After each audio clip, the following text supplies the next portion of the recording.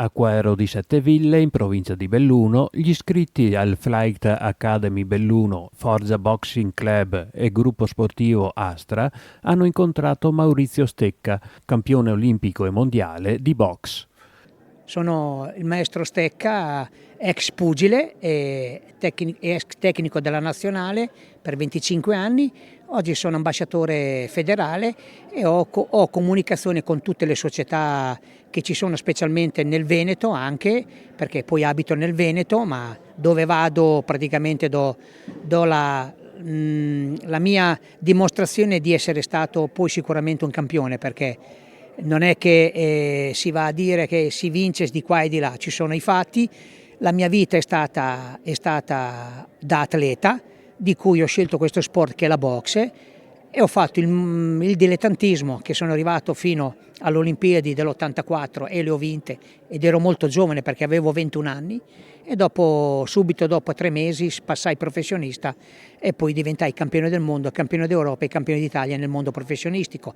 L'iniziativa, organizzata dalle 3 associazioni, ha offerto ai partecipanti un momento di confronto sulla storia sportiva di Stecca e sul suo approccio al combattimento. Al mattino io andavo a correre alle 6:30, poi andavo a scuola, poi andavo a casa, facevo i lavori di casa, poi andavo a lavorare in un bar così, e alla sera andavo in palestra, e l'ho fatto dell'età dei 13-14 anni, perché dopo 3 mesi di palestra sono diventato campione d'Italia, e piano piano ho detto mi comincia a piacere la cosa, e sono partito per la nazionale.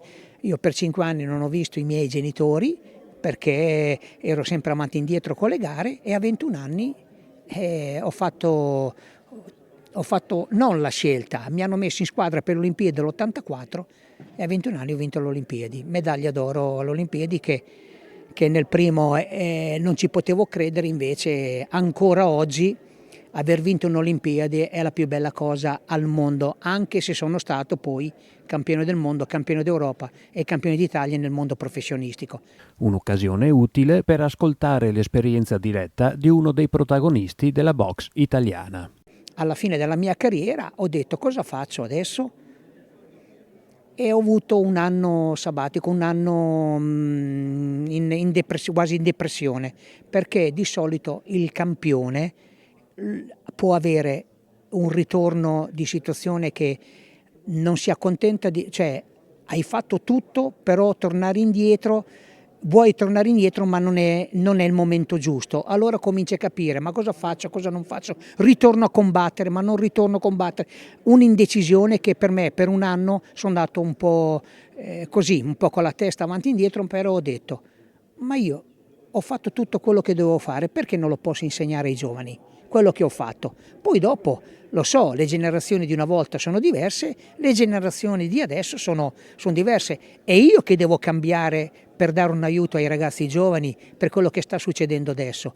Però dargli una spiegazione e fargli ricordare che una volta si lavorava così e adesso si può lavorare come una volta, ma in un modo diverso, e fargli capire che le cose conquistate sono conquistate, non è tutto quello che bisogna dare e quello che uno vuole ce l'ha subito in 5 minuti.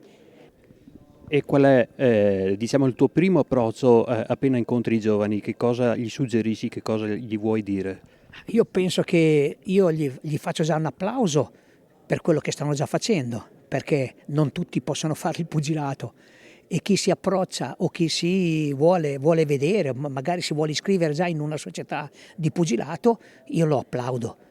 Poi piano piano capirà le difficoltà o i pregi, delle cose, però per me, quando uno comincia a capirlo, continuerà a farlo.